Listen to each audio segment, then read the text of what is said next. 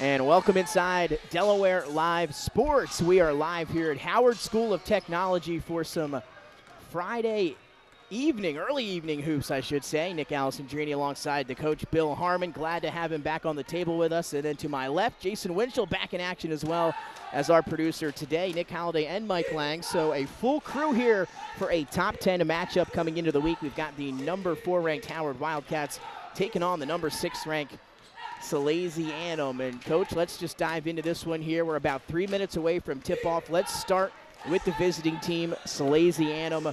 Obviously, they go through that gauntlet of a schedule out of state early in the year, and then they close with a tough in-state schedule as well, as they've been getting hot here the second half of the year, beating some of these Delaware teams once they got back in state. Well, this is certainly a team you don't want to play late in the season. They struggled early on because of a very difficult away schedule. Then they started to play in-state. I think they're playing their best basketball right now. They have kind of figured out some of their offensive deficiencies early on. This is a team that can score in bunches, and this is a team that can also defend. They've got a couple of outstanding players. Hinson in particular, I really like. Robbie Johnson, their big man, and I think one of their more underrated players is Kareem Thomas, who can certainly score it. So they've got plenty of scoring. Taylor Trevisan has been around a long time. He's got a great staff, Brendan Haley, Danny Stroud, and others. So this is a group that really knows how to get their team ready, especially at this juncture of the season. You do not want to be playing them in the tournament because I think they're playing their best basketball right now. And let's take a look at the Howard Wildcats. They've had a great year so far coming into this one, led by head coach Rayson Matthews Sr., 13-3. A couple of those losses coming out of state. They ran into a buzzsaw at the SL24 against those Middletown Cavaliers, their most lopsided loss of the season. Able to regroup nicely, though, for a few games after that. And now here back at home in one of the matchups circled on their calendar this year against Sally's. What have you seen out of Howard this year? Well, in the game we did here a couple weeks ago, I was really impressed with their defense. They did a great job against William Penn, who is also in your top 10. They have some high-quality wins, Apo, Sanford, AI, William Penn, as I mentioned, and then they beat West Philly early in the season by 3. The only thing I can see is a little different. At times, their defense gets a little chaotic. They've given up and lost by 29 to Middletown and 29 earlier in the year to a really fine Academy of Nutrients. That's a Philadelphia school that's out in the suburbs, but they recruit and they have some really good teams. But I think that Rayson Matthews has them playing the right way right now. His son is a terrific player. I'm really fond of the big guy inside, Marcus Johnson, who's got a lefty, and this is going to be lefty versus lefty in the post, Johnson versus Johnson. So we really got an interesting matchup. Two guys that can go at each other, really fine mid-range jump shooters, and really savvy players. Yeah, that's going to be a good one. That's a matchup to focus on here today. Again, a 4:45 tip, an early evening tip here at Howard School of Technology. It's a top 10 matchup here today, live on Delaware Live Sports. We're moments away from getting you these starting lineups here, Coach, but let's get to maybe if you have some keys to the game for both of these teams. Let's start with the Sal's. Two pretty different styles here going at it. If you're the Salesianum, what do you got to do to come on the road here in a tough environment and get a victory? Number one, you've got to be able to control the dribbler, and you cannot allow a lot of straight line drives. Howard, though they will shoot the three, they love to expose you in the open court in transition, attacking the basket, and also in their half-court game. You've also got to keep your turnovers down. Howard is very aggressive defensively. They've got excellent ball pressure, will employ some three-quarter court and even full court pressures. And then third, I think you've got to be really solid in your shot selection. You don't want to get down here early on by taking some bad shots that lead directly out to transition attempts. Now let's talk a little bit about the Howard Wildcats now. Again, Howard, last time we were here, they got out and running. You talked about that defense. They like to run and score in transition. They got to do something like that here today against the South. I think that certainly will help, and you want to get easy baskets and not have to attack the Salesianum half-court defense, which I think at times can be terrific. They're long, they're athletic. So Howard wants to be able to get some easy baskets, but then they need to create some offense out of their defense, and I think that's going to be one of the keys to Howard. And then they've got to have a solution, I believe, for Hinson and for Johnson. Hinson runs the ball club. He's going to control most of the tempo. You've got to have a great defensive matchup there. He's a lefty. who's been shooting the three much better. And then Johnson inside, as we mentioned, for Sally's. Only a sophomore, but he can be a very dynamic player. Good around the basket, but he can also extend and shoot the three. So your defensive matchup on those two probably are the keys to the game from Howard. Now we're going to take a pause here in the pregame show, and then when we come back, it's game time. Tip-off here from the Howard School of Technology between the Wildcats and the Sals. We'll be right back after the national anthem. The things that matter most happen right in our own backyard. Our neighbors, our schools, the places we go, and the people we know. And now there's one news outlet where our story is told. Delaware Live. Locally owned, community-based news. Free to every reader, because Delaware's future belongs to all of us. Quality journalism we can trust to help us take on the day. Delaware Live. Our state, our news, our home. The things that matter most happen right in our own backyard. Our neighbors, our schools, the places we go, and the people we know. And now there's one news outlet where our story is told. Delaware Live. Locally owned, community-based news. Free to every reader, because Delaware's future belongs to all of us. Quality journalism we can trust to help us take on the day. Delaware Live. Our state, our news, our home. The things that matter most happen right in our own backyard. Our neighbors, our schools, the places we go, and the people we know. And now there's one news outlet where our story is told. Delaware Live. Locally owned, community-based news. Free to every reader, because Delaware's future. And we are back here at Howard School of Technology. Nick Alessandrini alongside the coach Bill Harmon, Jason Winchell to our left. Mike Lang floating around here, as well as Nick Halliday, who would miss this one between the top 10 matchup between Howard and Salesianum. Let's get you those starting lineups here for the visiting Sounds. It's going to be Kareem Thomas, Brandon Buffone, Isaiah Hinson, Justin Hines, and R.J. Johnson. And for the home Wildcats, Xavier Richards-Powell, Jameer DeShields, Aiden Richards-Powell, R.J. Matthews, and Marcus Johnson. Sal's, they're in the all-navy with the white letters and numbers, and Howard in the all-whites with the blue trim. And we are underway as Sally's looks like they'll control the tip. Richards-Powell going to come up make a play on the ball here. Now we're going to have a tie-up to get the game started. A steal from R.J. Matthews, but he throws it away. R.J. Johnson in transition. Coach, you mentioned him in the pregame show. He's getting better and better as the season has gone on. Yes, he certainly has, and he is really confident in his abilities. He's going to take some questionable shots, but can make some tough shots. He roams the perimeter, but he's also really good inside. He's got that lefty little baby jump hook, so look for him to be a big factor here this afternoon. Now some pressure from Howard as they turn the ball over on their opening possession there. Sally's able to beat it. Got it to Johnson in the corner, just couldn't hold on, and Sally's will turn it right back over. Well, turnovers are going to be a big factor here. Obviously, you want to try to limit Howard's total number of possessions, especially on the road. Sally's wants to play at I would say a medium tempo here. They'll push it when they can, but they don't mind playing in a half-court defensive game. Marcus Johnson going to let a three fly from the top of the key off the back end of the rim. Hinson hauls in the rebound, so 2-0 Sally's a minute into the opening quarter. And now a trap here on the perimeter, and they'll knock it out of play. Last touch by the Wildcats. Howard's very aggressive in their half-court man-to-man. There will be some random double teams. That means it's not orchestrated per se, but if they have an adjacent runner, look for them to do that. They'll also trap the ball down on the post as well. So here's Johnson over to Hinson now.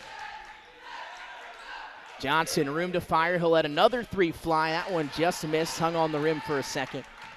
When you have a shooter like Johnson who can step out and shoot the three, you can run that weak side pick and roll with a pick and pop aspect, and that's exactly what Johnson did. Johnson set the screen, then cut to the basket. They tried to get it to him. Got tied up underneath. And now the official's going to collaborate here and figure out either a travel or a tie-up, most likely coming here. After the discussion, it's going to be a tie-up that will stay with Howard. Marcus Johnson at 6'1", 220 for Howard is very mobile. He's a good athlete. He's got excellent body control and loves to shoot the three. They'll work it around here. Here's R.J. Matthews. Back up to DeShields, who's got something on that left forearm. And that ball going to be thrown away by Johnson. Tried to work it into the corner to Aiden Richards-Powell.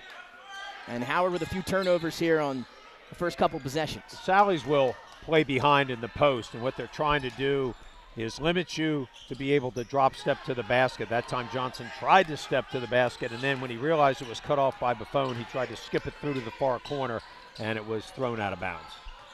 Sallies once again able to beat the pressure.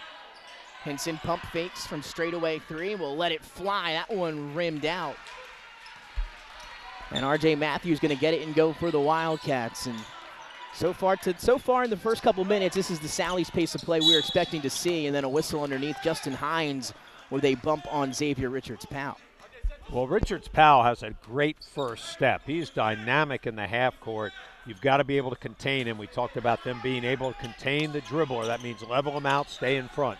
And coming right at us here. As good defense that time by R.J. Johnson, able to get a hand on it, sends it our way. And now take two on the inbound. Matthews. Now it's DeShields. Top step inside with the left hand. Falls in, and a pretty move for the first field goal for Jameer DeShields tonight. What a really fine move by DeShields. Switching hands, but it's the blow-by of Hinson up top. Sallies will switch, dribble handoffs, and ball screens. 2-2 here. 2.5 into the opening quarter. As Hinson will hand off to Buffon.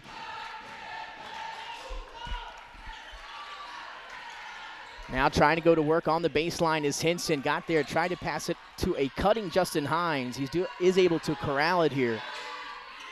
It's going to lead to a Kareem Thomas three. Won't fall. And that's one thing Thomas loves to look for, and as well as Hinson, is the dribble handoff. If you go underneath, they're going to step back and shoot the long-range three.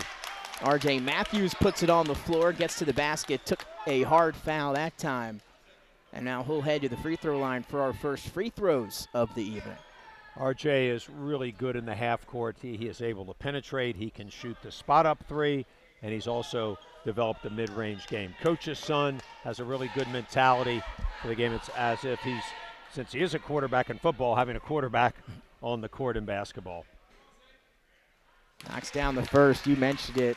A big leader for this Howard team.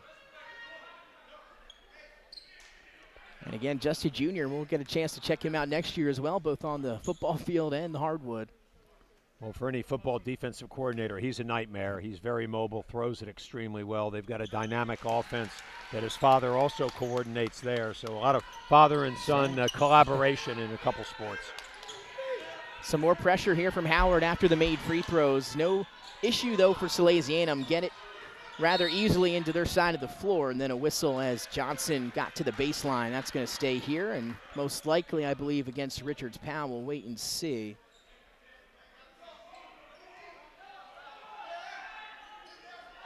And that's going to go against Marcus Johnson, his first.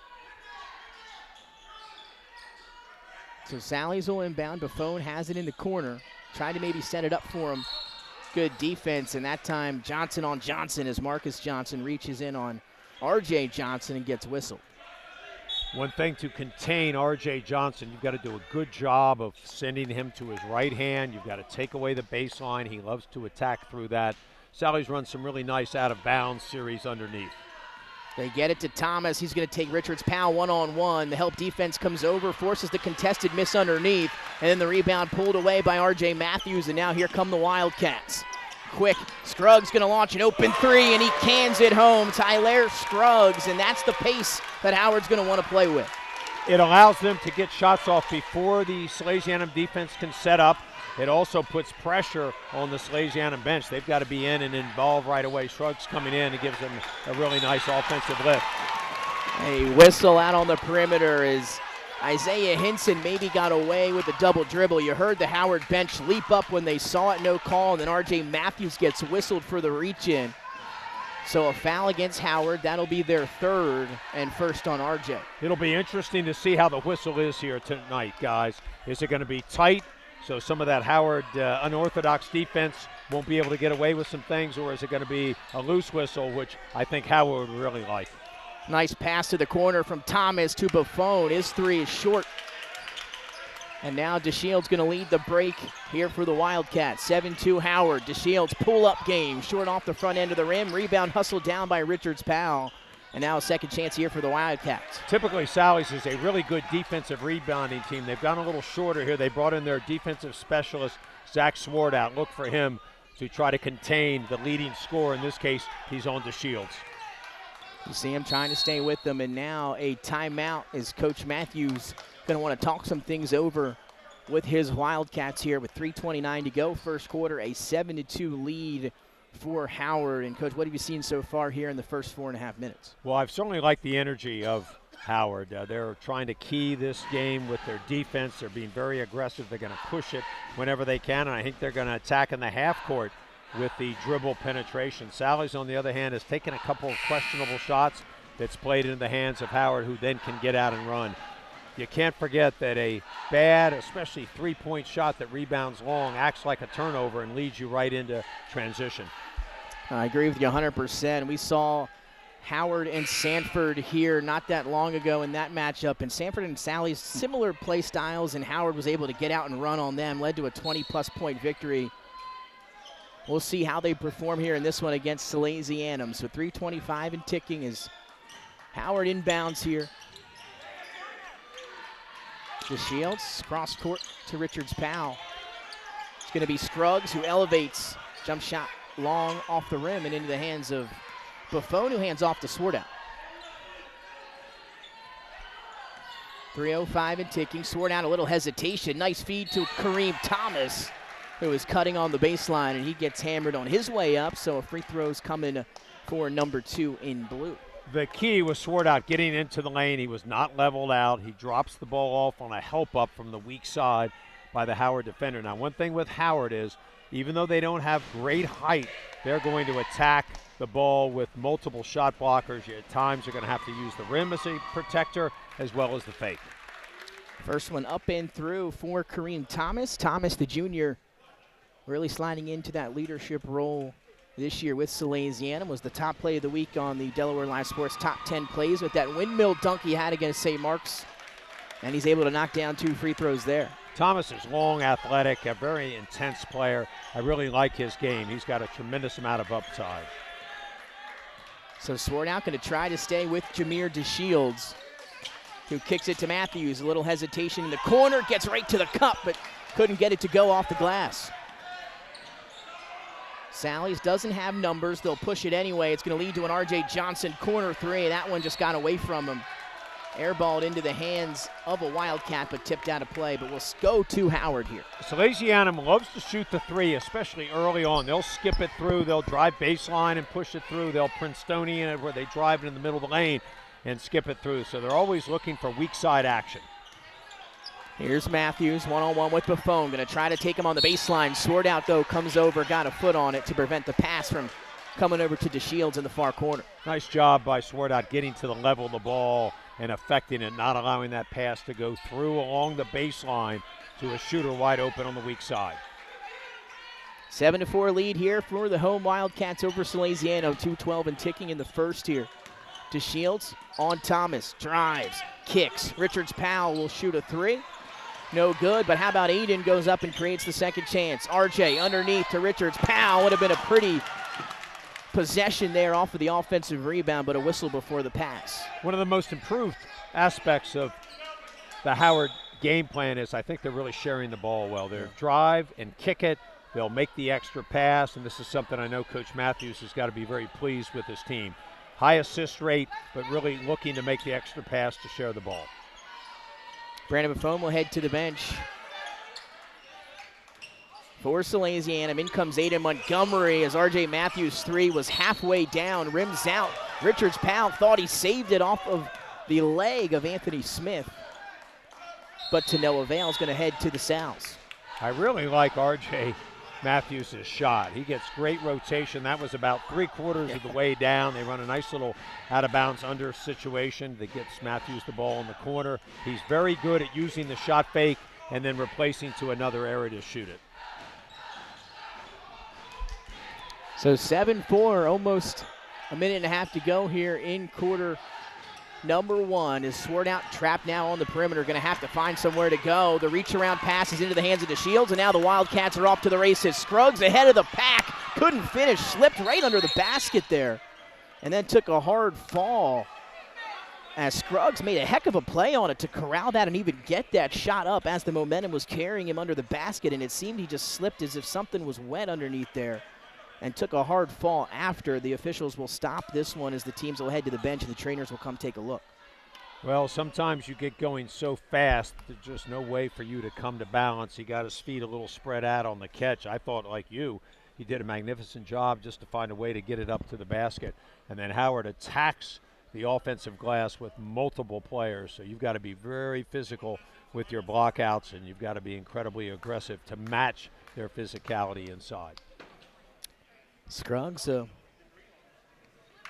gets a lot of time for the Wildcats this year. The senior wing, 6'3", 165, already has that three-pointer today. A 3-and-D type player for Howard, and has had a lot of success in that system here this season for the Wildcats. We hope he's okay. Again, that's the break in the action here. So 1:21 to go in the first, a 7-4 lead for Howard, and there's a good sign there. You see him, with the help of the coaching staff, able to walk off under his own power. Well, it's great to see the senior get up, and I'll never try to guesstimate what might have happened under there, but it's certainly a lower body injury, and they need him. He gives them great enthusiasm and great aggressiveness coming in, whether he starts or off the bench. So for the Wildcats, it'll be Bryson Lane, the freshman, who will check in for Scruggs here as they inbound underneath the basket, and that might be thrown away here.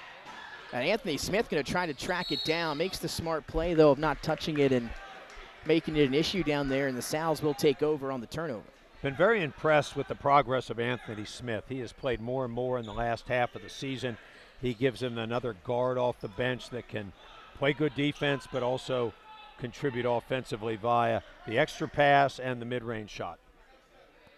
So Swarnout will inbound here for the Sal, still 7-4. Jab step from Hinson, hop step inside, trying to float it up there, and he'll get the whistle there, and he'll head to the free throw line. Hinson does a nice job of playing off 2 feet. Sometimes he gets in a little close to the basket.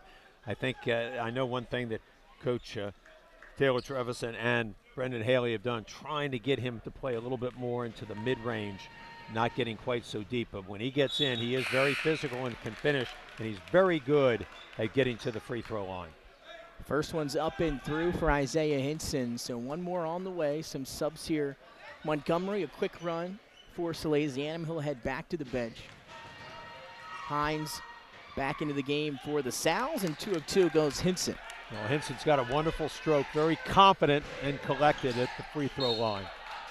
And now the pressure from the Sals here in the backcourt. DeShields had it tipped away, so they'll inbound again with 1:04, and Anthony Smith and Hines going to create the pressure. Good pass from DeShields out ahead to Matthews, and had a cutting Xavier Richards pal, but lost it, a turnover for Howard. But how many times have we seen that result in the bucket there? Well, Sally's presses at a full court level, a 1-2-1-1 quick trap. Howard defeats it very quickly and just makes an errant pass, trying to get the quick score at the offensive end. 7-6, 45 and ticking here. Anthony Smith out on the perimeter. Get it back up to Kareem Thomas, and now it's Hinson. Double dribble, step back 3 from the corner is way short. DeShields might have got a hand on it, but a second chance here for the Sals. Just a tough shot from Hinson in the deep corner. Good defense by Howard. They're really scrambling. Anthony Smith on cue, coach. The freshman steps into a straightaway 3 and knocks it down, but don't blink because Bryson Lane going to convert it down the other side. Freshman to freshman, end-to-end action. A great pass down the court. Lane finishing. And Anthony Smith, as we mentioned, he's got a wonderful stroke and very confident playing with his teammates. 3 seconds. Swartout going to have to get it up as we end the quarter. That shot long off the end of the rim. That'll take us to the close of quarter number 1, and the 2 freshmen cap it off 9-9 as we head to the second here on Delaware Live Sports. We're all tied up between Howard and the Sals. We'll be right back.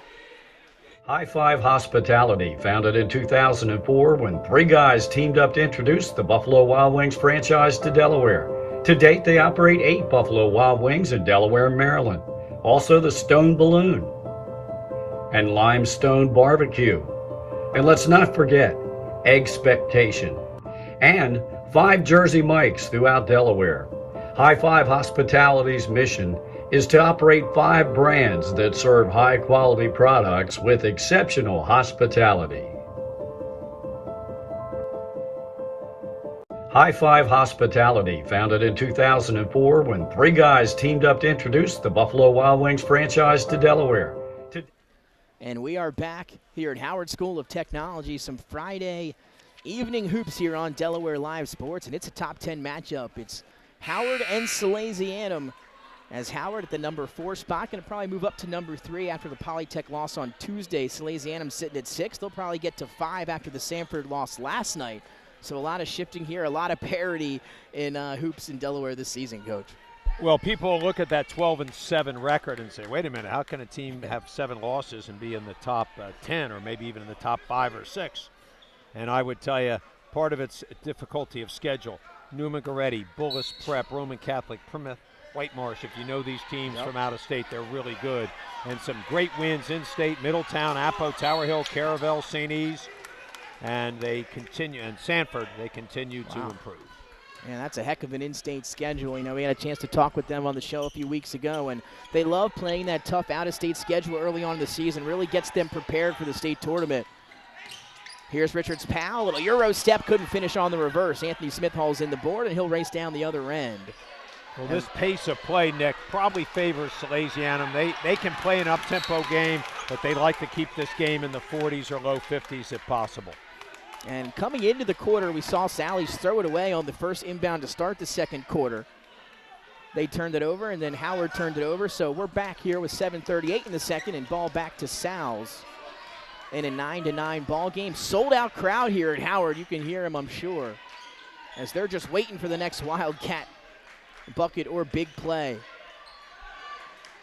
Thomas, a pump fake, going to take to Shields on the baseline, floats it up high off the window and through. Thomas is very creative around the basket. He can play with either hand. That was a little mid-range floater along the right baseline. Without Johnson in, they're going a little bit smaller, so this is basically 5 guards, but their guards are very active and long, so it isn't as if they've gone super small. Sally's first lead of the day, 11-9. R.J. Matthews eluding defenders, got inside, and earns himself some more free throws. And that's one thing he can do. He can score at all 3 levels, but he does a fantastic job of earning himself some hard fouls and able to get to the line. And he's certainly not afraid to take a hit. Yeah, it's as if he's scrambling as a quarterback, but some really clever ball handling there. And I think that's what's improved his game the most, that he's learned to play off the dribble and attack the basket. I think early on in his career is really known more as a 3-point shooter. And now that he's expanded his game, as you mentioned, he can score in a variety of ways. And he's knocking down his free throws, so hit the first 2, 3 for 3 now with 1 more on the way on this trip.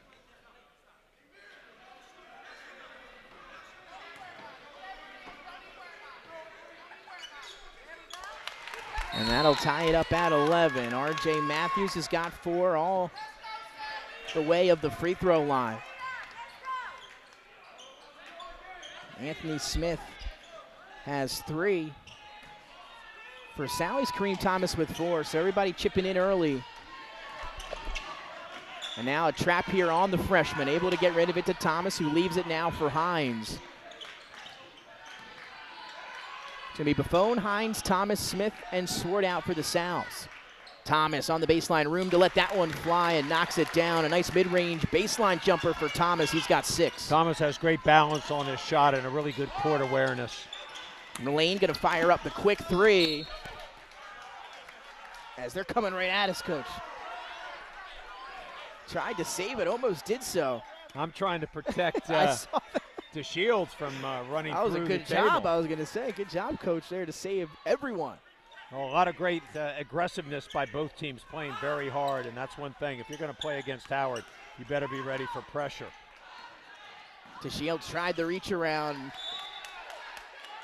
Did he get a piece of it? The officials talk, and it's going to stay with the Sal's. DeShields and the Wildcats are arguing it was off the foot of a Salesianum player, but they won't get the call this time. Well, DeShields is really clever. He loves to let people go by and then back tap. He's really good at that, creates a lot of defensive pressure with that. and they're trying to get some more offense out of their defense. Trap on Smith, gets rid of it to Thomas here. 13-11 lead. Buffon steps into a three, too long.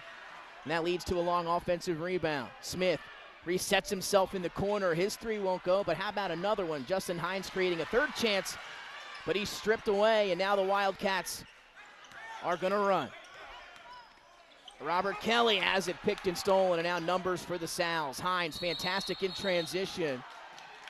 And now they're going to get together, a tie-up or a travel. They'll talk. And it's going to go against the Sal's. They called an offensive foul. Like it must be for extending the inside arm. Without a replay, I didn't have a perfect angle, but I think that's what they caught them for. It could have been a variety of things. It could have been a foul on defense, it could have been a charge, or it could have been a walk.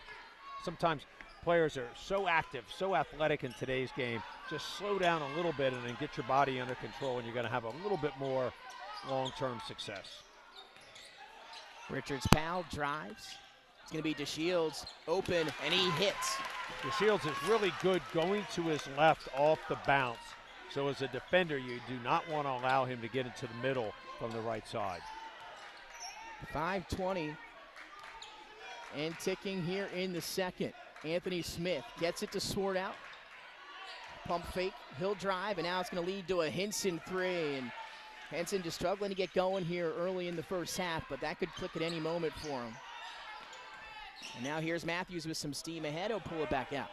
Well, you're right. Henson has been shooting the three better in recent weeks, but right now he's just a little off. Look for him to reset his game and attack off the dribble. Here's Xavier Richards. Powell knocks one through. A triple for Xavier Richards Powell. And the second three for Howard, and they've got their lead back. As I mentioned, Howard does a really good job of looking for the extra pass, whether it be a skip or a Jason. And Xavier Richards Powell, really shot ready on that long-range three. He's got a great stroke. DeShields, great anticipation. Dove got a hand on it, couldn't come up with the steal. But the effort was there. I love the energy of Jameer DeShields. He is all over the court, a junior. I think he really keys them emotionally as well as with his basketball ability. Here's the freshman Smith getting a great run here in the first half for Salesianum. Buffon.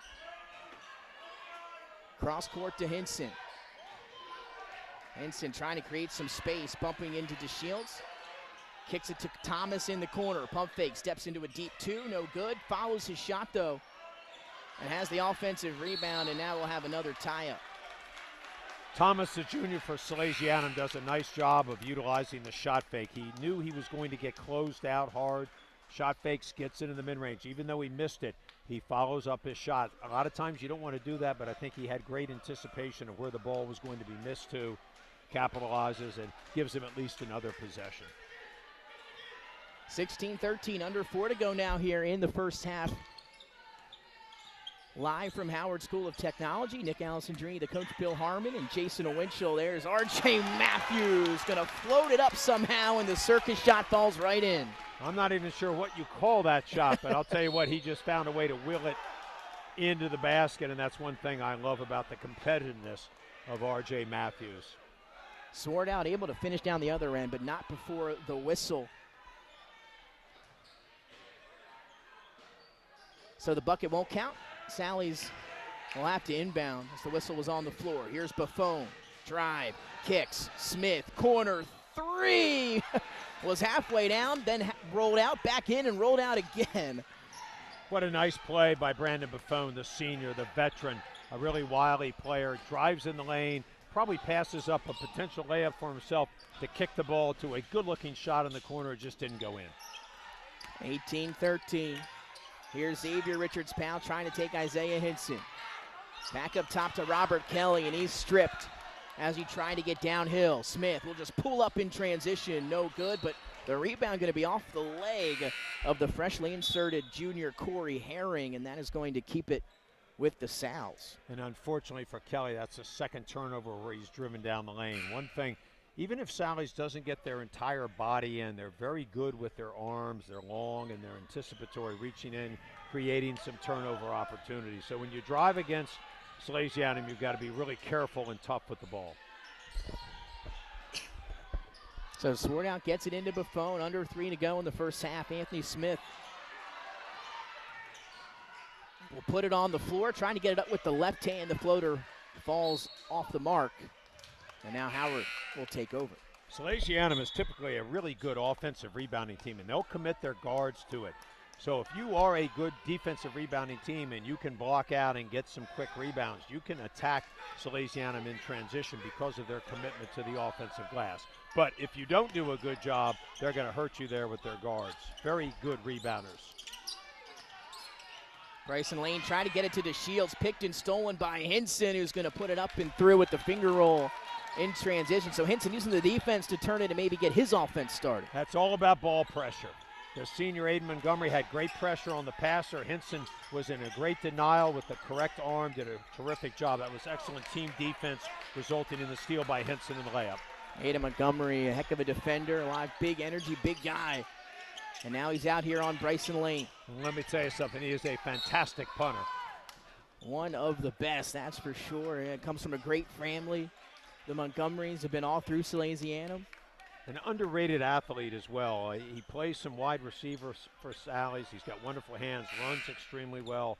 Did a great job in the weight room in the offseason. And this is a young man that I think if he really wants to kick at the collegiate level and then afterwards, he's got an excellent chance. He has a wonderful leg swing and I think is a terrific talent. And you love to see the multiple sports, see him out here on the hard way. His brother Riley was a wrestler. So they set it up for DeShields. He comes off the screen, gets the ball here as we tick under 2 minutes, 18-15. Lane tries to get around Montgomery. Will have to kick it. It's Herring. Herring lets Swartout step through, and he's able to let him fly by and put it up with the right hand. Herring did a great job of keeping his body under control, and as you mentioned and described so perfectly, let the defender Swartout slide by him. He kept his balance, played off 2 feet. Even though that's that mid-range floater that typically doesn't go in, that looks to me like a shot that Herring has worked on. Timeout, Salesianum. Coach Trevison going to want to talk things through. 1:27 to go here in the second quarter, 20-15. So a lot of time left in this one. We talked about the pace of play being maybe a major storyline here in this one, Coach. And it seems like even though the pace is more towards Salesianum, Howard still got a 5-point lead. Well, they have, and it's really been because of their defense. They've been very aggressive. They've created some chaos. They've sped up Salesianum, maybe resulting in a couple of questionable shots that they would either normally make or might not even take. So I'm looking for Sally's to kind of change up, maybe get the ball into the post, attack via the dribble, see if they can get to the foul line a little bit more, especially in this last 127, but also at the start of the second half. And sold out crowd here at Howard. It was tough to find a parking spot on the way in. You didn't get VIP? No, you not should. this time. Usually, I'll tell you, they're great here for us, but just arrived a little bit too late this time, but we are ready to go. This one is rocking. Hinson on the inbound, trapped on the block. Tried to get it up top to Swartout. A heck of a play to crowd and save the possession. It's going to lead to Kareem Thomas. Room to fire in the corner. Side pocket 3, no good. A tie-up underneath. It was R.J. Johnson and the freshman Nick Besa. And that's just what Salesianum needs. A hard-working player to get in, get an offensive rebound, get to the free throw line. Not a bad shot from the corner. He was wide open. I actually thought Hinson did a great job of playing out of the trap. They used a space post up with him, which is something they like, and it becomes an isolation situation. Well defended by Howard. The ball rotates. They take the shot from the corner, and then R.J. Johnson in perfect position on the weak side. So forgive me, not a tie-up. It's going to be a foul. That'll lead to a 1-and-1, the 17th foul against Howard. So Sally's will shoot for the rest of the half here as the first one is up and in for R.J. Johnson. It's hard to forget that, or maybe easy to forget, Johnson's only a sophomore. Yeah. And I'll tell you what, he's a remarkable athlete, a football player as well. And he's got great hands, great touch, wonderful rotation on his shot. But it's that frame that really can be impactful down on the low block. He'll catch a break here. Montgomery going to check back in for him. That one was saved for the second by Bryson Lane. but unable to hold on to it. That pass took him out of bounds, and then he'll throw it away. Now, Salesianum does not press a lot, but when they do, because of their length, it can be very effective. That time Howard made an errant pass. The player on the far left side had to throw the ball down towards the court. He did the right thing not to allow a turnover that led immediately to a basket, but good pressure by Salesianum. Offense for defense as Coach Trevisan has Montgomery out and Johnson right back in after the forced turnover. Thomas solidifying himself underneath. Great entry feed, but a whistle before the pass. And it should be, I believe, more free throws coming up. Salesianum likes to isolate people in the post area, and I mean at the mid to high post. Fan the wings, sometimes some screening action on it. But what they did there was get Thomas down low, and they went high-low with Johnson to him, resulted in the foul. A really good concept by Taylor Trevisan. Yeah, great entry feed from the big fella. Kareem Thomas, a member of the backcourt, but was ready to go to the post work there. He got fouled and then knocks down the free throw. So Kareem Thomas has got 7 here in the first half. That is a game high. Thomas plays at a good pace. He's got a good-looking shot. I think those long arms really make him difficult, not only to defend, but it makes him a really fine defender on the ball as well.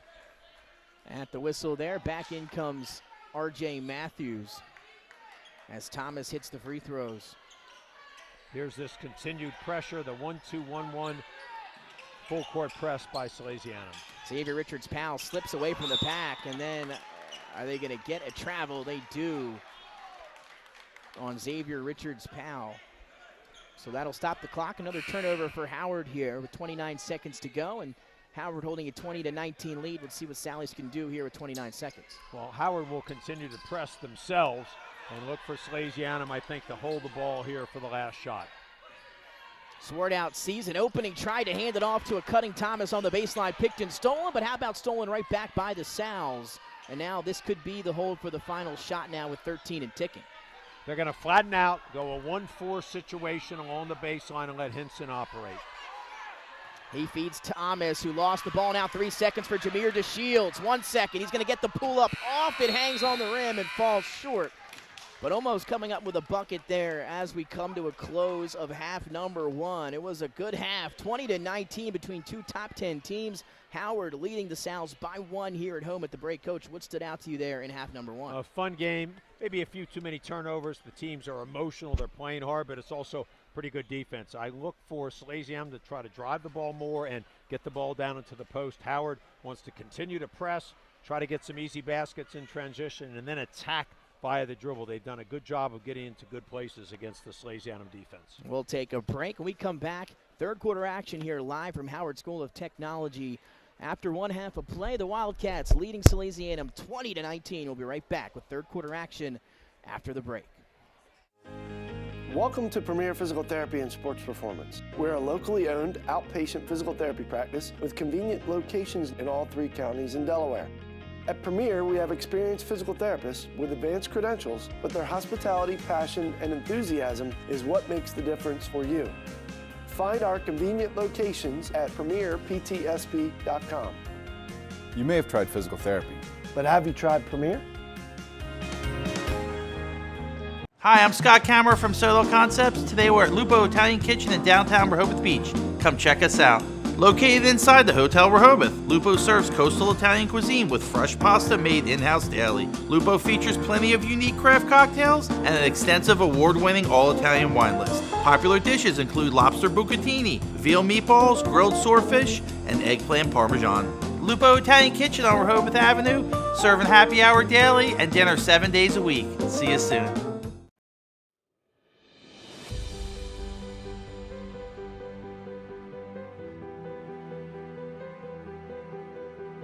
How you doing? My name's Mike Cassidy. I'm the founder and president of Cassidy Painting. I started back in 1984, incorporated in 1986. I never had the word no in my vocabulary. When someone called me to do a job, I always said yes. Whether it was a struggle, whether it was 7 days a week, sun up to sundown, it didn't matter. And with that philosophy, we were able to grow to the size we are. We employ close to 80 individuals. We really enjoy being in the family business. I look forward to coming to work every day, and it's so nice to work with the people that we work with in the office. We've really become a family with them. We really create a family experience around here.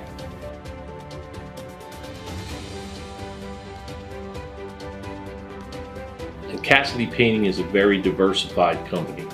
We don't say no to anything. We deal with everything from epoxy floors to painting buildings to spray foam insulation, spray fireproofing. If it deals with a coating, we can handle it. So when our customers call and they're under the gun and they know the need to get a job done, they know who to call because we perform. We've always been performed. We've never been replaced out of 37 years of business. For any of your painting needs, we can handle it.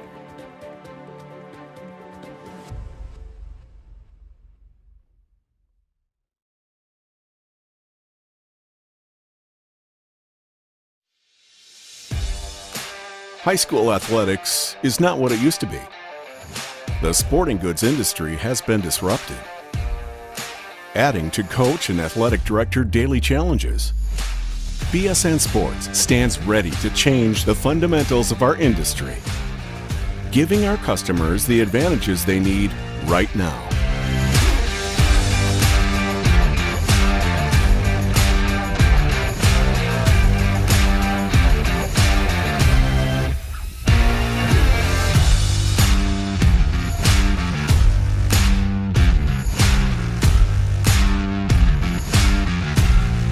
Your dedicated local sales pro is supported with nationwide team service, including sport and category experts. Get the look of D1 colleges and pro teams with our program that streamlines ordering your staff apparel, player gear, and fanwear. Stretch your budget with our fundraising solution. Free and ready in minutes. Our campus branding products are perfect for boosting school and team pride. BSN Sports has the advantages you need right now.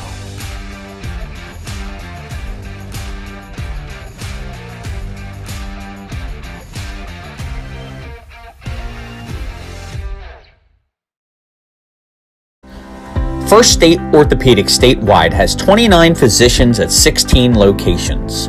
Our physicians and staff provide both non-surgical as well as surgical treatment for almost all orthopedic conditions and injuries.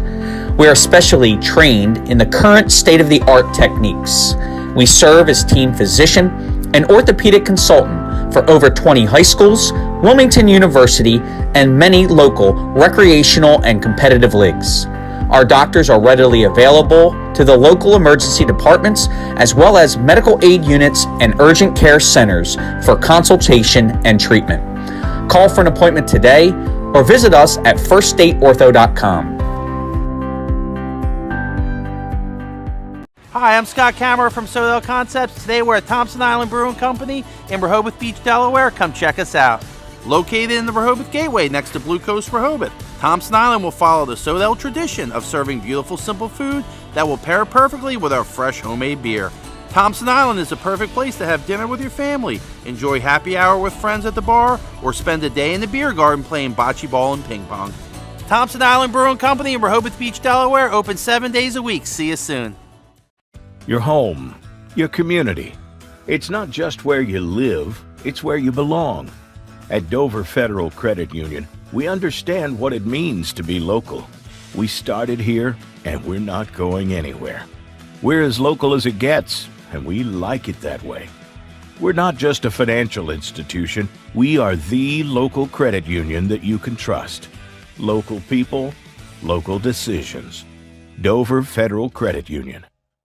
Hi, I'm Scott Kammerer from Sodell Concepts. Today we're at Matt's Fish Camp in Fenwick Island, Delaware. Come check us out. Matt's Fish Camp features seafood classics, coastal comfort food, and chef-driven specials that pair perfectly with our large selection of craft ales, curated wine list, and camp cocktails. Matt's offers indoor and outdoor dining and is the perfect place to have dinner with your family, happy hour with friends, or enjoy lunch at the Raw Bar. Matt's Fish Camp in Fenwick Island, Delaware, open 7 days a week year-round. See you soon. Wraps, signs, banners, and promotional items that can help your business stand out from the rest. Looking for an excellent way to convey a professional image? Customized promotional products are the perfect way to target new customers, increase employee retention, and boost your brand awareness. Let the professionals at Cassidy Graphics bring your advertising ideas to life. Give them a call today at 302-326-2412. Again, that number is 302-326-2412. Again, Cassidy Graphics brings your advertising ideas to life.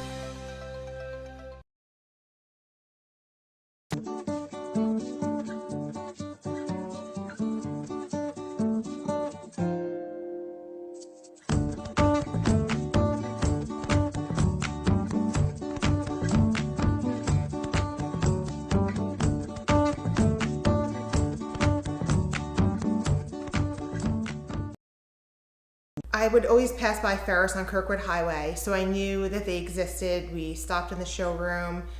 We just clicked, like from day one. They did a total kitchen renovation for us. Ferris was so organized. They were on top of everything from day one. Always here when they said they would be, always on time, kept to the schedule. The level of comfort speaking to everyone that works at Ferris, they were just super friendly, easy to talk to. It was like they were friends, not, people coming to work on our kitchen. The room is totally transformed from what it used to look like.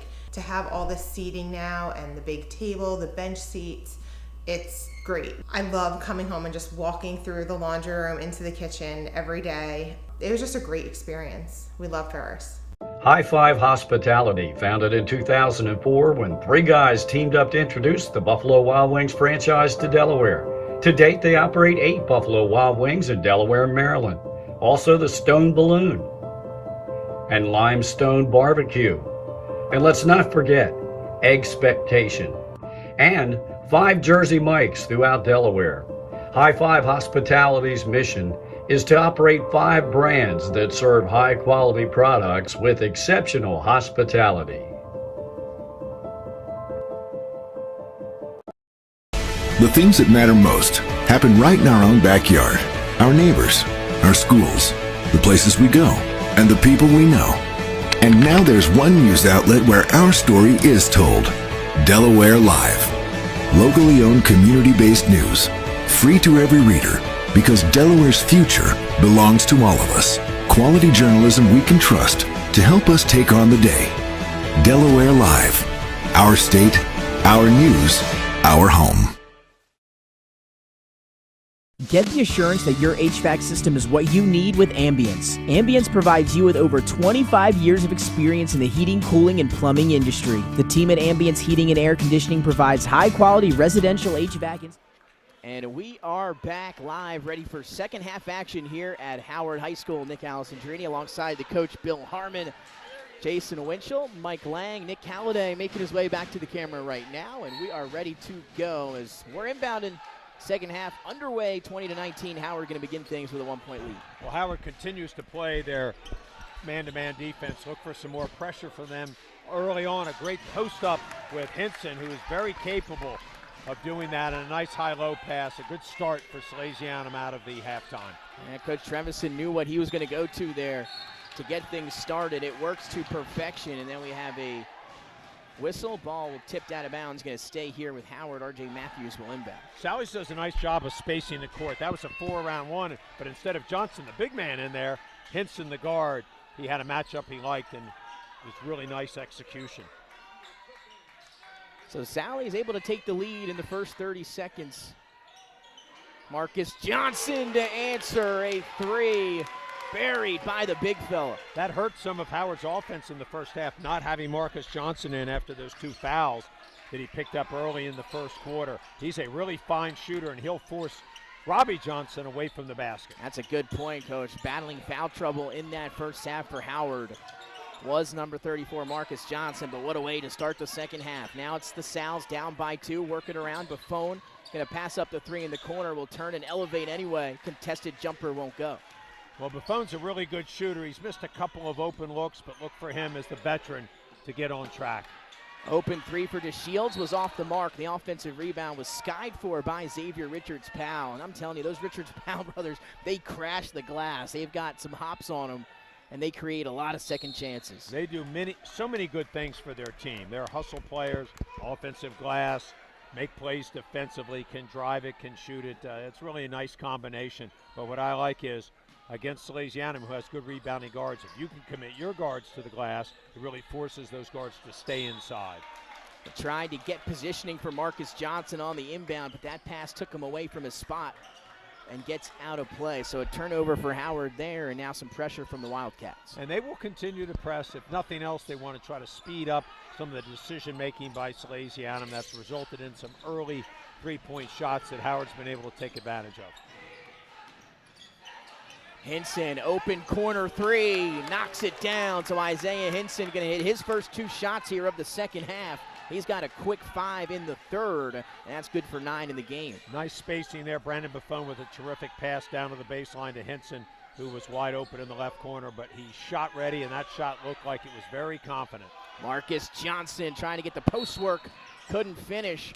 And then we're going to get a foul, and there's that effort once again from Richards-Powell. That foul going to go against Buffon, who was just trying to do anything he could to keep him out of the paint.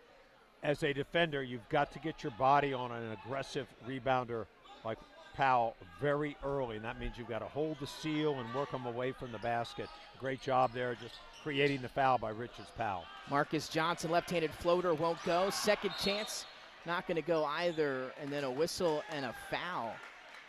I believe going to go against R.J. Matthews, and that'll give the ball to the Sounds. Well, Marcus Johnson, a little undersized in there, tried to play a little fast to get it up before the shot blocker, his name counterpart, Johnson, could rotate. And then another whistle. We're going the other direction. This one going to go against R.J. Johnson as Richards-Powell hit the deck.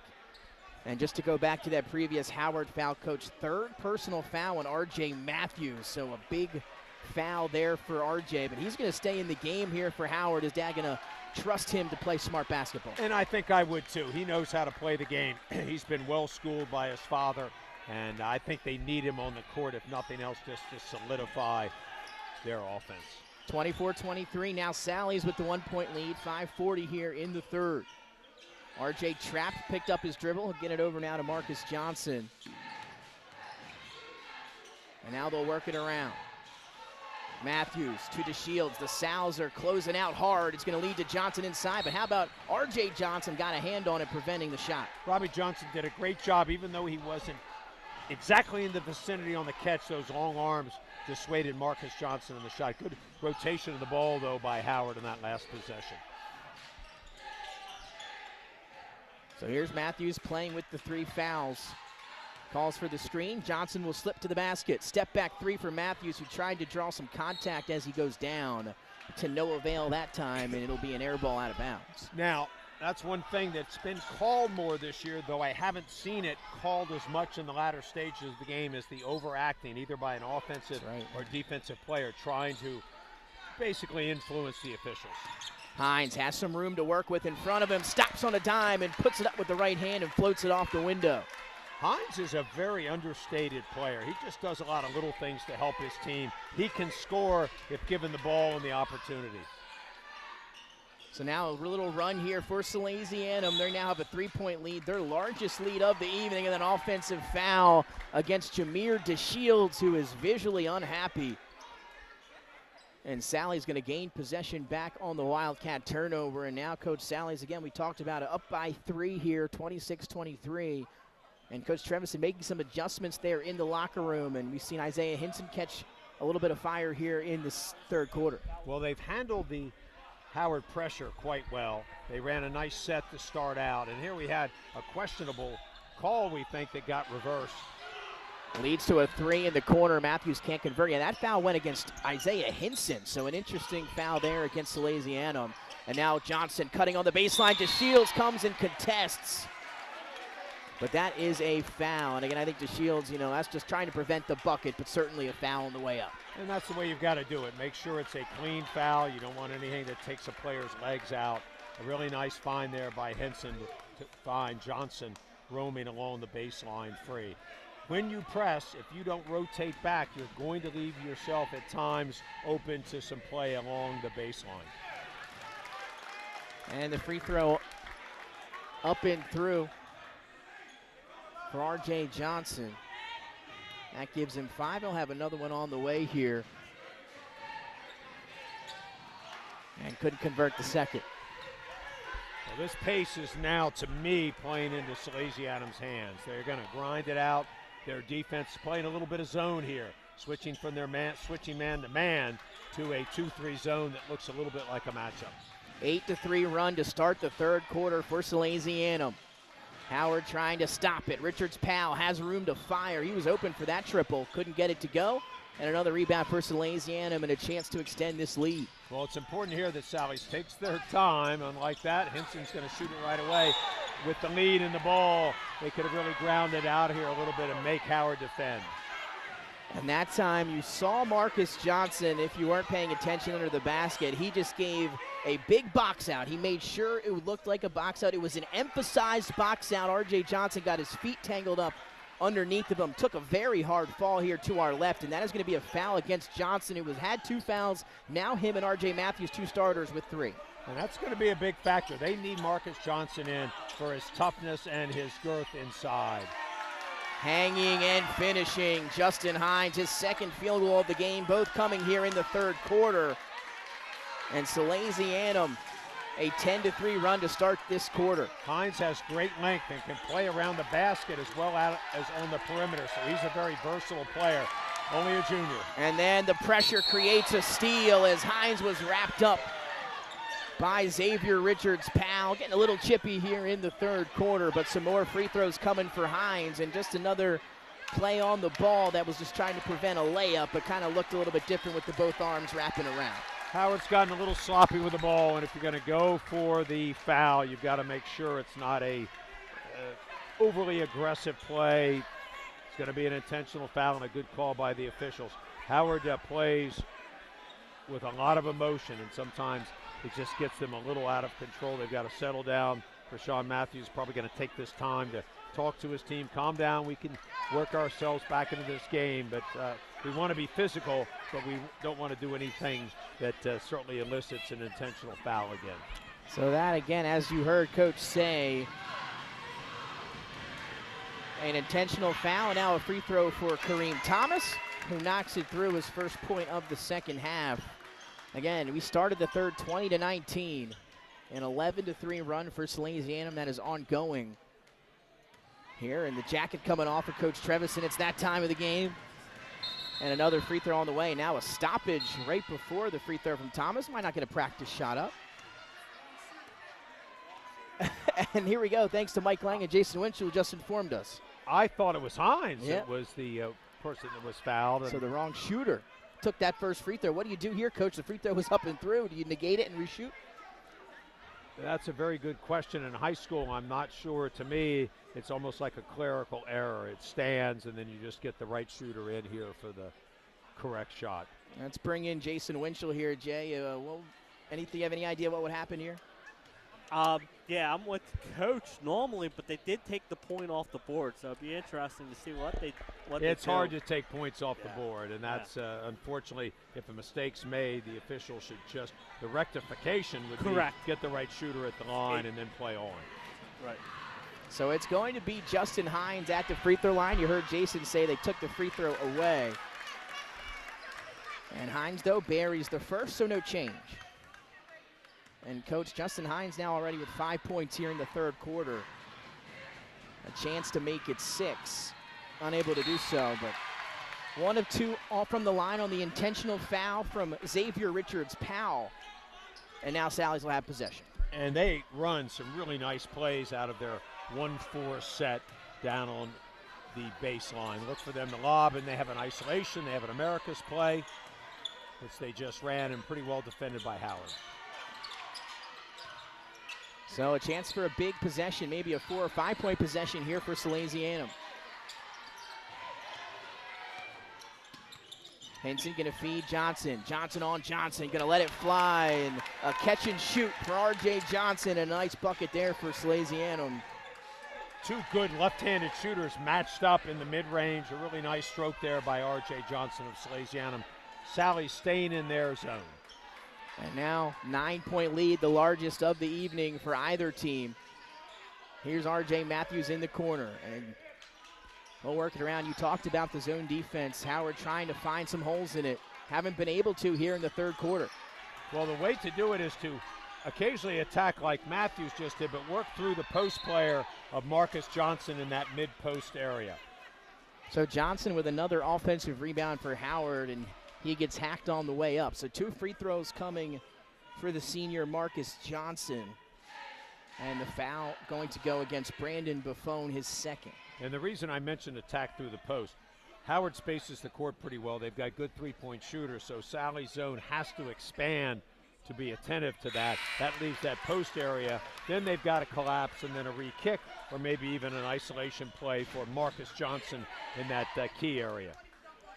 All 4 points for Howard here in the third quarter have come from Marcus Johnson. That's all they've scored here through 5.5 minutes in the third. Second free throw is long. Rebound to R.J. Johnson. So a 4-point quarter so far for Howard. And that's Sally's defense, their length and their aggressiveness and their ability to switch all the like players. So it's Sword out, going to feed Johnson. Johnson on Johnson again, a nice spin move into the baseline, but runs right into Richards' Powell. Lost control of the ball, and it results in a turnover. A really good move by R.J. Johnson. Realized that Marcus Johnson was on top of him, spins to the baseline, but just couldn't control the last dribble. Results on the ball going off his leg. Sally's going to stick with that little bit of pressure here. It's resulted in some turnovers for Howard. Yes, it has, and if nothing else, it slowed up their attack. Almost another one. That one was tipped from Johnson off the hands of Scruggs, and then maybe back off the hands of Johnson. Going to stay with Howard.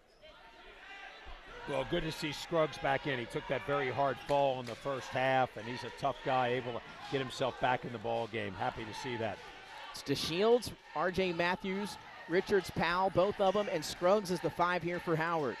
Going to feed the high post, see if they can work something. A nice feed, and that's Richards, Powell to Richards, Powell from the high post to the baseline.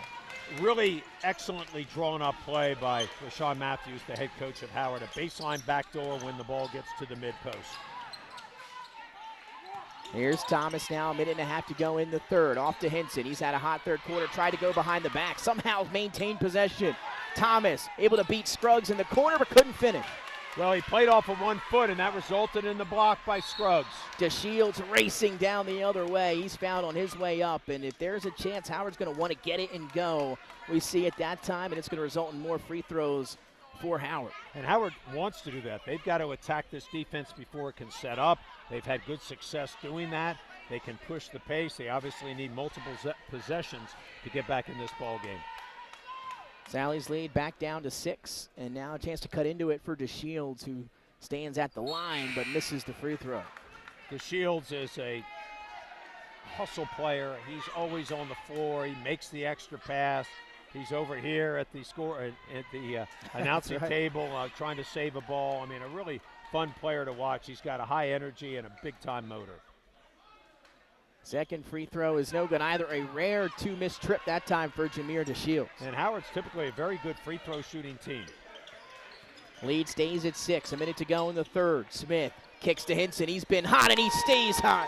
When Hinson can get his feet set and he's shot ready, he's going to really be a tough guard. Howard played off of him there. A nice penetration and pass by Anthony Smith, the freshman. Scruggs was waiting for his chance. Open 3 from the other corner. Wouldn't go. Rebound was knocked out of play, but going to stay down that end with Howard with 49.5 seconds to play. Swartout had the box out on Xavier Richards-Powell, but he never ended up jumping. He just held the box out. There was no help for him, and that's what resulted, I believe, in a foul on the floor here. Yeah, that's what it looks like. On the block out. So it's going to go again, Zach Swartout. His first, and now the 1-and-1 opportunity coming up for Xavier Richards-Powell.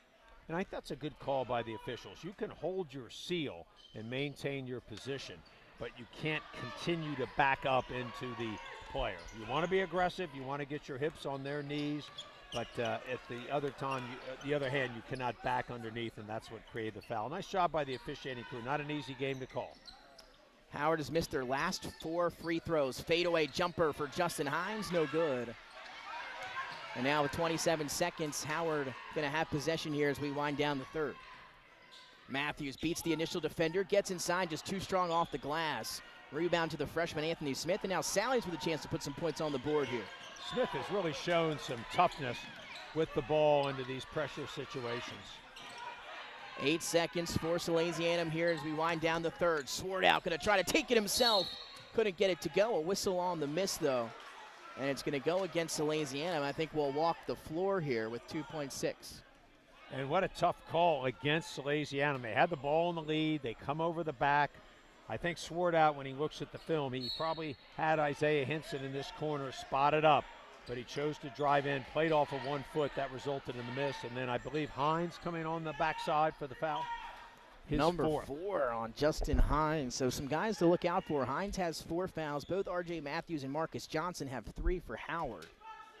So that's 3 starters out of the 10 in the game dealing with significant foul trouble here, but just about a quarter left to go here from Howard School of Technology, and another missed free throw for Howard. Scruggs has the offensive rebound, has to get rid of it. Can Lane get it off? He lets it fly, but didn't know if it'll count or not, but it won't matter as the shot falls off the mark, and a big quarter for Salesianum as they hang 16 to Howard 6. So they outscore the Wildcats by double digits and take a lead into the fourth. What terrific defense by Salesianum. They really bore down. Their pressure bothered Howard. Their 2-3 zone, the matchup bothered them. And then they continue to do a good job on the offensive end, working into that mid-range. 3-point shooting by Henson, a big factor. And I just think Sally's beginning now to take the game over defensively. And we're going to take a break. When we come back, the conclusion, fourth quarter action here from Howard High School. Your home, your community. It's not just where you live, it's where you belong. At Dover Federal Credit Union, we understand what it means to be local. We started here, and we're not going anywhere. We're as local as it gets, and we like it that way. We're not just a financial institution. We are the local credit union that you can trust. Local people, local decisions. Dover Federal Credit Union. Moments away from getting the fourth quarter underway here at Howard High School. Nick Allison-Drini alongside the coach Bill Harmon. Jason Winchell, our producer, to the left. Mike Lang and Nick Halliday also on hand for this top 10 matchup. It was all Howard early, then Sally stormed back. It was a close, great game at the half, 20-19, but that third quarter, coach, all Sallies on their way to outscoring Howard 16-6.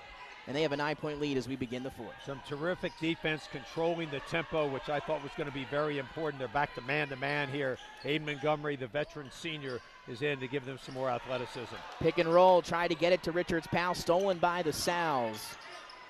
And now trying to convert it into some points, but going to have to reset as Howard able to settle back in defensively. Thomas spins inside, hangs. How about the scoop? Too strong.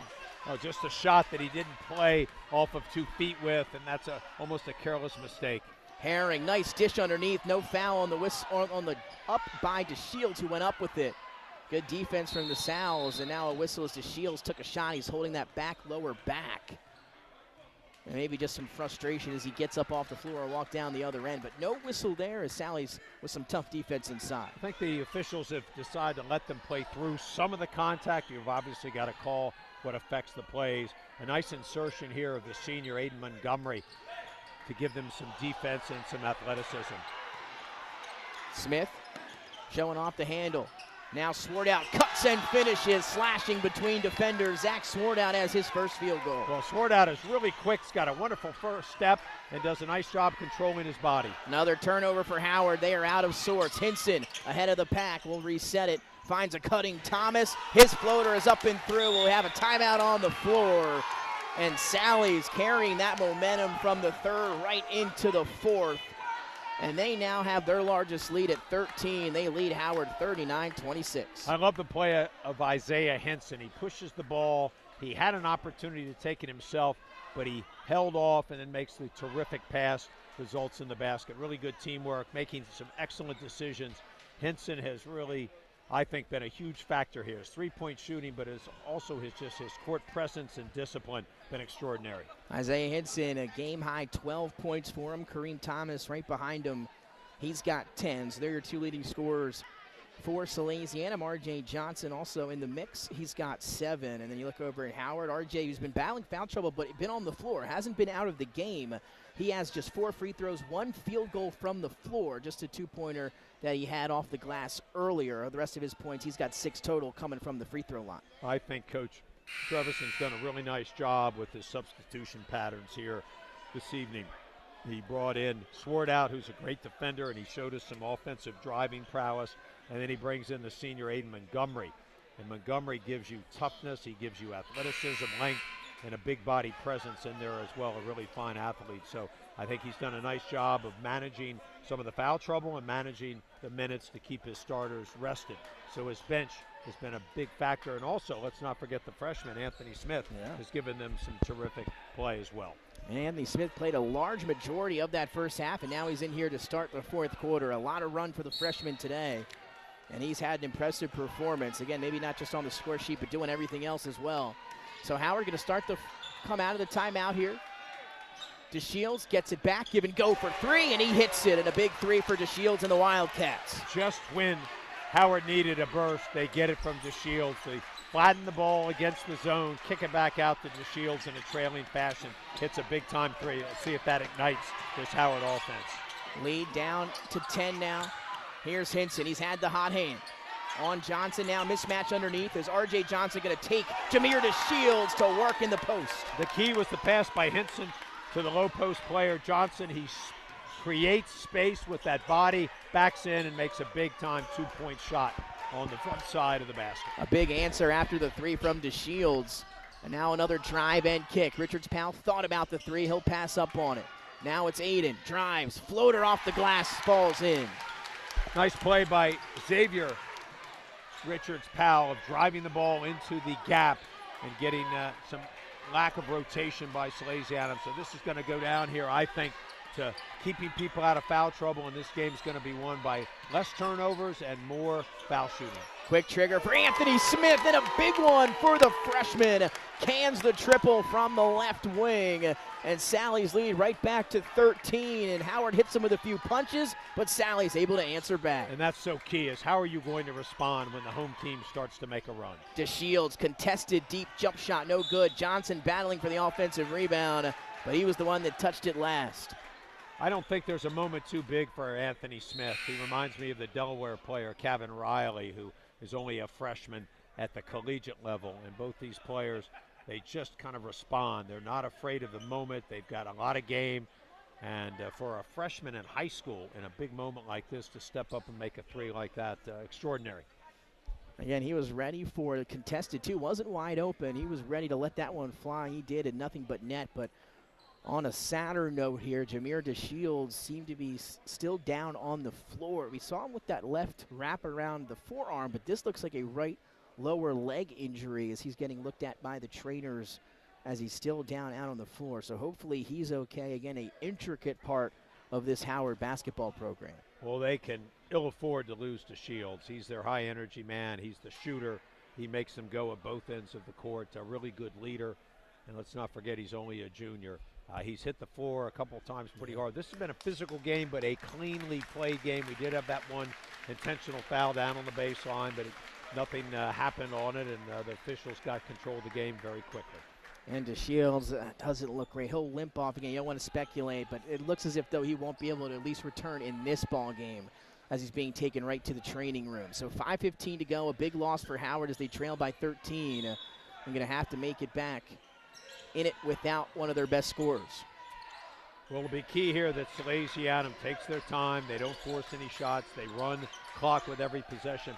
Howard has plenty of timeouts. They have 3 remaining, and they've only used 4 fouls, so they've got 2 fouls to go here before they force Salesianum into the 1-on-1. And Howard, they'll be shooting the rest of the way here as we tick under 5. Here's Smith coming fresh off of that deep triple a few moments ago. So one thing that Taylor Trevison will want to do is get his best free throw shooters ready to get into the game when this game gets into a foul shooting contest. Almost able to come up with the steal, but now Howard a man down. R.J. Johnson bangs it home from beyond the arc, and Salesianum starting to pull away here in the fourth. Well, Johnson's got a wonderful stroke. He's not unafraid for a sophomore to be taking these big shots in big moments. I look down for a second, and Howard able to put a bucket on the board there. Well, Howard's done a much better job of getting to the basket here in the second half. They've had some tough luck, a couple of in-close misses. They're just going to have to find a way to get some energy and some offense, missing the really fine junior DeShields. Henson backs down, turns, fades away, can't hit. And the last bucket for Howard coming from Aiden Richards-Powell. He's got 4 here in the second half. DeShields was their leading scorer with 7. They're going to need to find some scoring from other places. And a foul against Henson as he was trying to work his way through the screen. He certainly was, and you described it perfectly. He worked his body directly through the screen instead of trying to go over the top or underneath of it. Good call by the officials. I think they've done a nice job here this evening of calling what's affected the play.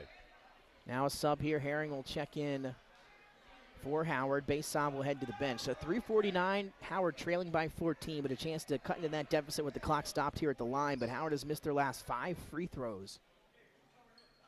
And able to stop that drought here does Aiden Richards-Powell. Well, he's got a great stroke, and it is unfortunate from Howard's perspective that they haven't shot free throws as well. This is typically a good free throw shooting team, a good shooting team in general. So they've had some, at their home court, some issues at the free throw line. 2 for 2, though, that time for Richards-Powell. He's got 6 in the second half to lead the way for Howard. They trail by 12. So it's important here that they break the press. They're going to use Johnson at times to bring it up because he's got the matchup with the bigger Marcus Johnson on him. Here's the freshman Smith, a pretty crossover, took some contact, and he'll earn himself a trip to the free throw line. And it looked as he made the step back, he saw he had the defender off of his feet and knew how to draw the foul. A savvy play that time from the freshman. A pretty heady play, but when you know that they have fouls to give, you should just be withdrawing the ball, forcing Howard to overextend. You might get a backdoor, a help up, or then eventually they're going to be forced to foul you and you can get to the free throw line. And free throw is up and in for Anthony Smith. So he's taken, I believe, just 2 or 3 shots, and he's hit 2 of the 3 from beyond the arc. A lot of composure from this young player. And there's the broadcaster's jinx. As a second free throw off the mark, but you said it, what a performance from the freshman today in all aspects of the game. And now R.J. Matthews going to try to make something happen. Fakes the pass, gets inside, able to finish it. And that's what he can do. We'll see if we can get him rolling his first bucket in the second half. He's got a great first step. It's going to be timeout Salesianum, but I love and applaud the effort there by R.J. Matthews to attack the glass, try to create the foul or score on an inside high percentage shot.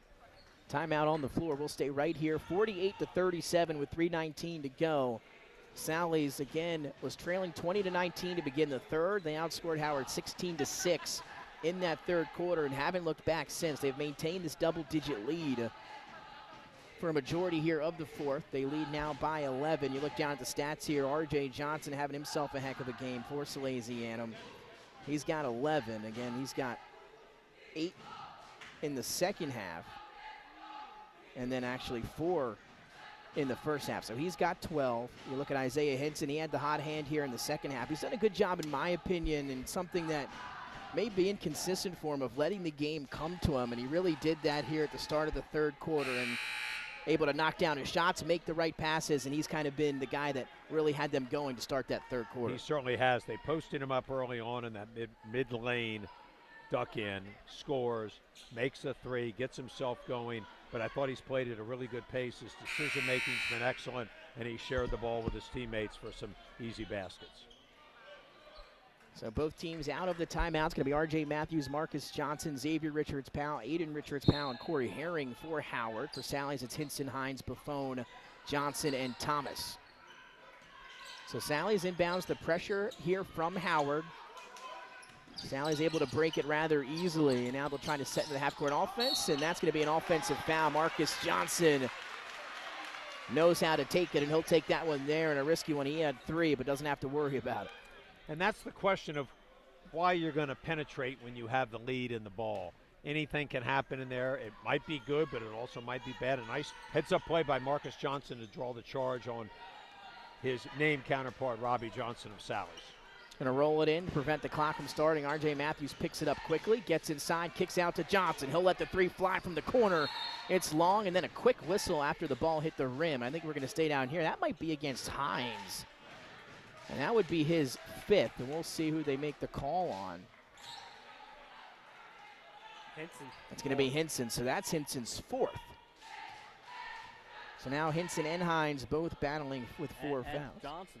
Well, this is the perfect scenario for Howard. They're scoring with the clock not moving. That's exactly what you want to do. You either drive it and you fake it to affect it, or you get to the offensive glass, and in that case, they were attacking, and a tough block out on the weak side created the foul. 2 of 8 from the line on their last 8 free throws for Howard, and that, again, might be a big thing coming down the stretch here, Coach, as you mentioned earlier in the ballgame. Well, they have had struggles, unusual for them. They just got to find a way to tough it out and make a few here to try to close this gap. 0 of 2 again. Offensive rebound is going to stay here.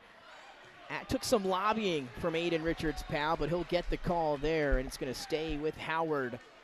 A foul on the rebound attempt against Salesianum. Let's see who this goes against. That's Hines, I believe. It's going to be against Hines, and that should be his 5th. That was just a really good block out at the other end, and this is something that's always difficult to call. The block charge, this is not a charge situation. This is blocking out. Are you holding your ground or are you backing in? Now remember, if the offensive player comes over your back, you are given the right to protect yourself and be physical there. So it's whether he's going over the back or through the back. The official judged that he was going over top, and then the block out underneath. So that one up and through after missing the last 2. So 3 of 10 on their last 10 now for Howard. Make it 4 of 11. So able to knock down 2, and now we've got the lead back into single digits if you're a Wildcat fan here. 48-39 and 3 minutes to go. 3 minutes is a lot of time in a game like this, especially Howard can start creating some opportunities via the 3. There's the freshman Anthony Smith. Saw an opening, and he took it. He's fouled on his reverse layup attempt.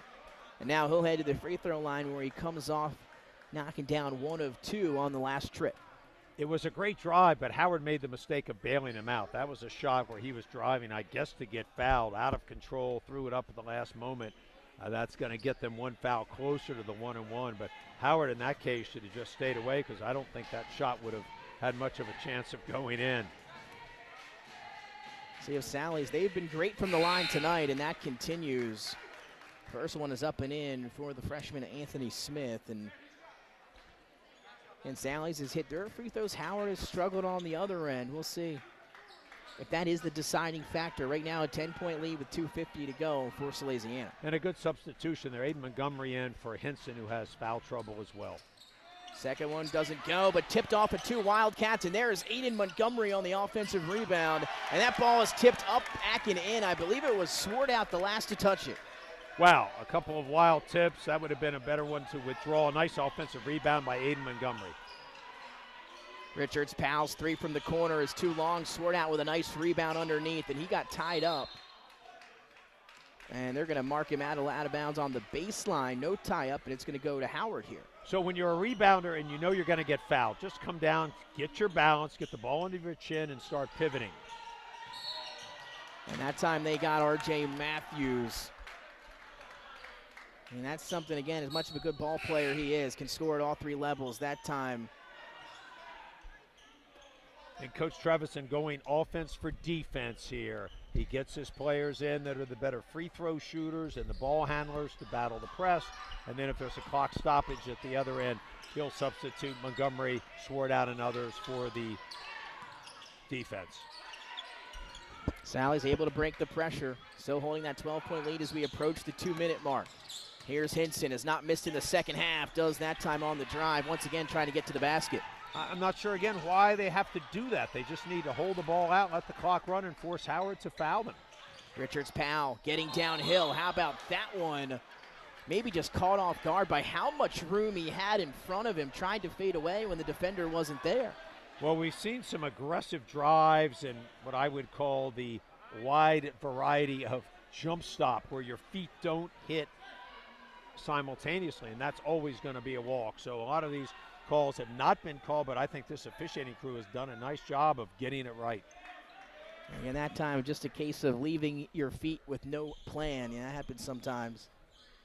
And that time it'll be a turnover for Howard. But once again, Howard able to stop the clock, put some free throws in, hit a couple buckets in the fourth quarter, but Sally's able to answer every single time. And now they'll have possession with 1:57. Very important that Sally's takes their time, spread the court, force Howard to foul, and then win the game at the free throw line. Stolen by Matthews, though, up ahead to Richards Powell. But what the defense by the freshman Anthony Smith, who saves a bucket there, swats it away. Looked as if it was going to be an easy two for Howard off of the steal. Smith says, no, sir. He defends that one, and now some subs. You talked about the offense to defense. Sword out, Montgomery back in, gives him a really nice defensive presence. The alley-oop throwing up, and that's going to be a foul on Sword out as he just took the legs out. I don't even know if he even saw Richards Powell coming from the baseline, but he jumped clean over Zach Sword out. That was a heck of athleticism from Richards Powell, but Swartout, like you said, I don't think he saw him coming. Swartout did not see him coming. He was positioned underneath, and that's really a tough call. I mean, all the activity goes up, falls down to the ground, but Swartout's actually allowed to stand where he wants, and if the player jumps over him, that actually is on him. Now, if Swartout had moved under, I wish I had a replay to actually see that exactly as it happened. That would be why this call was made. I'll tell you that But suffice it to say, there was some acrobatics there. Richards Powell way above the rim. But another missed free throw as Xavier Richards Powell unable to get the first to go. And 0 for 2 again, but this time an offensive rebound possession arrow is going to give it back to Salesianum as they're tied up underneath. And you always see this, Coach. Whenever there's a tie-up, nobody wants to give up the ball. That's how it goes. We see it every game almost that we've done here. Nobody wants to be the one to just give the ball up after a tie-up. Well, you should have been able, if you're that tough, to have ripped the ball out prior to it instead of holding on after the ball is deemed to be dead. But I will say, again, going back to that play from Richards Powell, heck of athleticism on that leap. Hinson just going to get to where he wants, his spot on the floor, and puts it in. Nobody was around him, and the floater is up and in.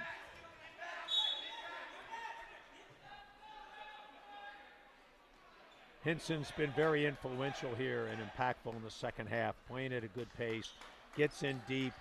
There are always these theories. Are you going to attack the press and punish it, or are you going to withdraw it and run the clock?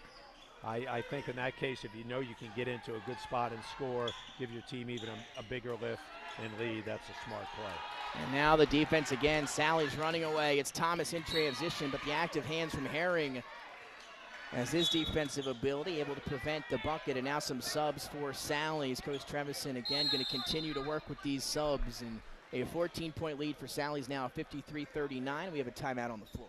Rashawn Matthews is going to take it. He's going to get his defense organized here on this out of bounds underneath.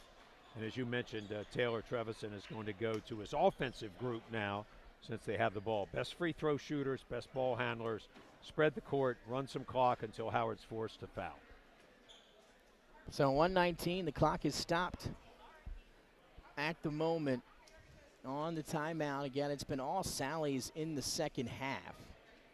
Just 19 second half points for Howard and 34 for Salesianum. Well, it got off to a good start, and it was the Isaiah Henson show, and he's continued to play at a really high level.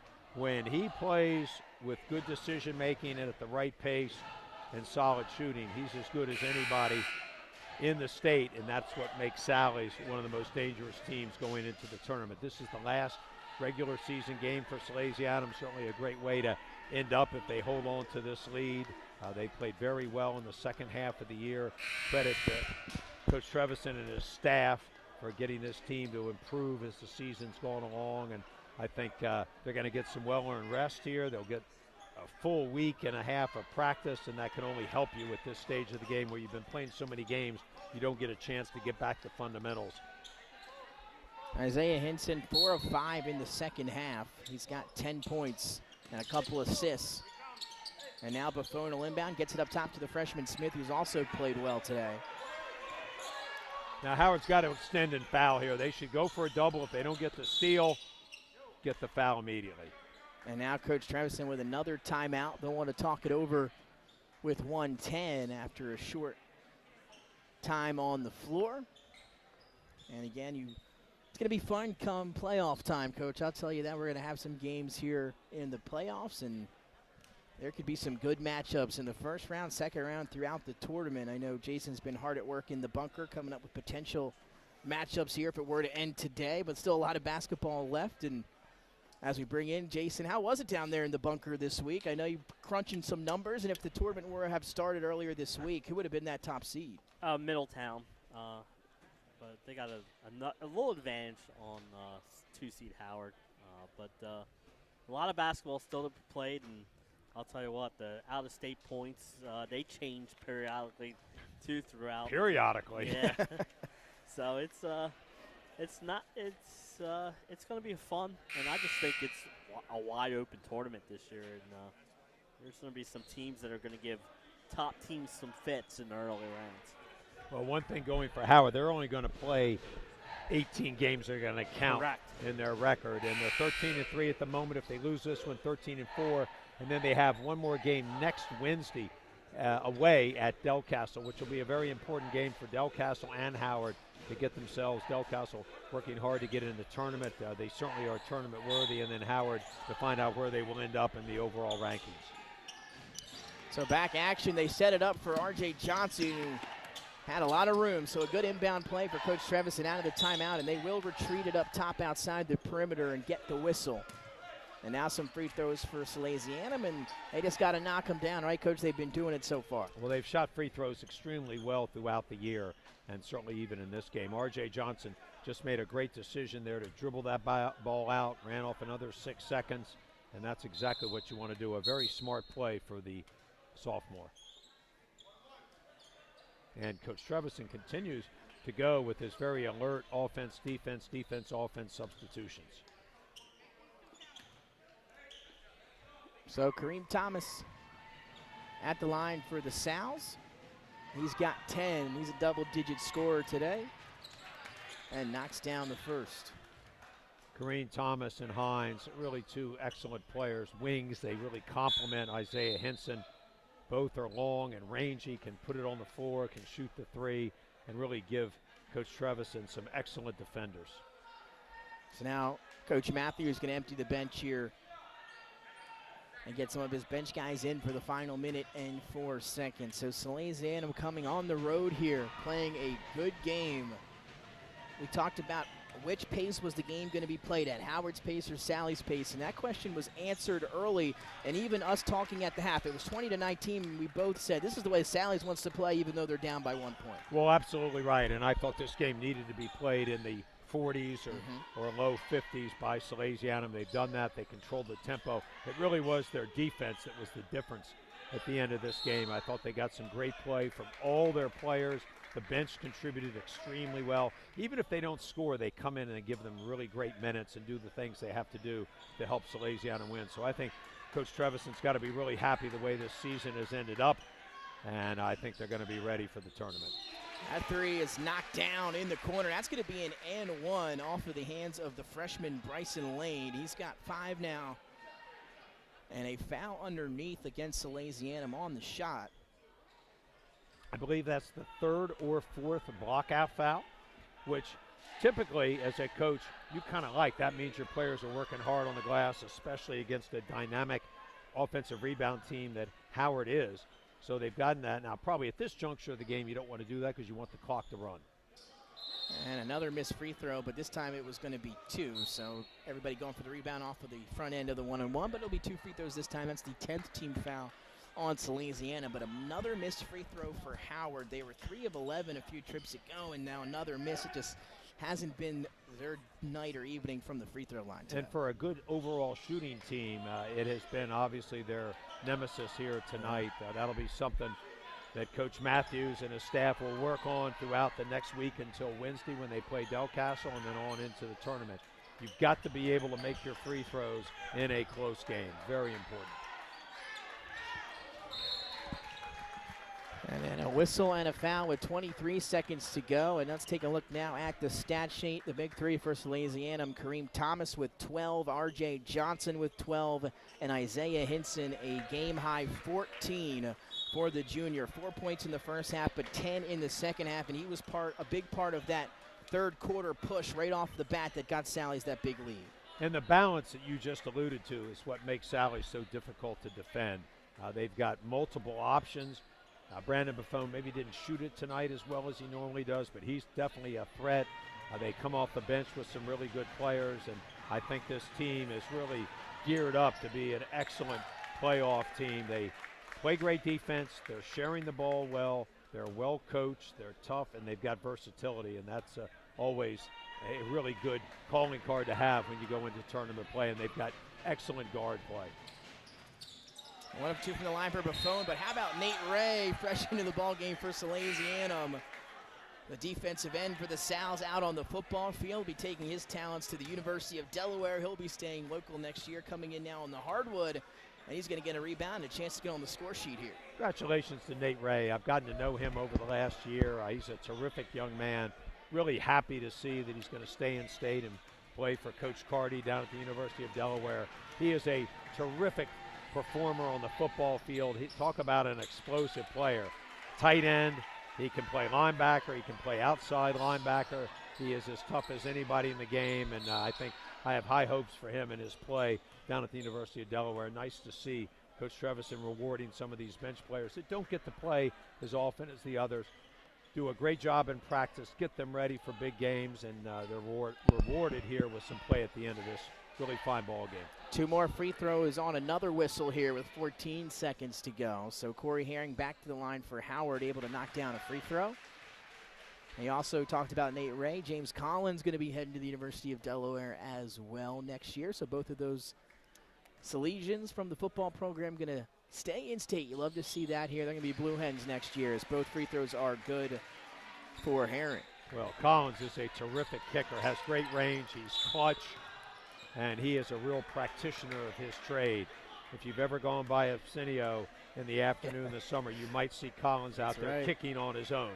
And he is a really dedicated performer, a really fine young man, and I think he's going to have a terrific career down in Newark.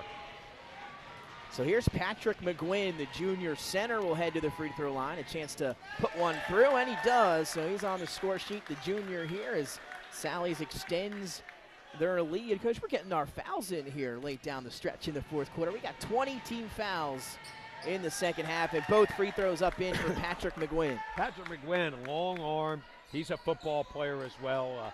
Could play quarterback, could play end, who could play on defense. A really fine athlete who just, because of numbers and situations, haven't had much time. Nice to see him getting in and get some free throws. James Lauer gets the block at the buzzer for the Sal's, and that'll do it. Here from the Howard School of Technology, Sally's comes on the road and takes down the 4th-ranked team in the state. So number 6 over number 4, and this one, Coach, 58-44, Sally's over Howard. A 20-19 lead at the half. Howard over Sally's. A huge second half for the Sal's on the road. A great third quarter of both offense and defense got them that lead. They were able to increase it. I thought they played extremely well. A lot of great decisions. Hinson was terrific. And on the other hand, for Howard, they just didn't shoot it as well as they normally do. Let's hope the Shields is okay. They'll need him for the tournament run. He had to leave the court, unfortunately, with an injury. They had some early foul trouble, Johnson and Matthews. But this Howard team is going to be fine. They play some great defense. They get after it. They create a lot of havoc on the court. And tonight they just weren't able to get as much offense out of their defense, and also the free throw shooting or lack thereof was an impediment to them. But it's a really fine team. Coach Matthews does an excellent job with them, and trust me, they're going to be around deep into the playoffs as well. So for Sally's, it was again Kareem Thomas and R.J. Johnson with 12 apiece. Isaiah Hinson, a game-high 14. He led the way for Salesianum. Jameer DeShields had 7 for Howard. Aiden Richards-Powell had 8, as well as R.J. Matthews with 8. So no double-digit scores for the Wildcats in this one. A rare occurrence there. And Sally's gets the big win over Howard. For Nick Alessandrini, the coach Bill Harmon, Jason Winchell, Mike Lang, and Nick Halliday, we will see you tomorrow afternoon for Middletown and Caravel. Sally's gets a big win over Howard.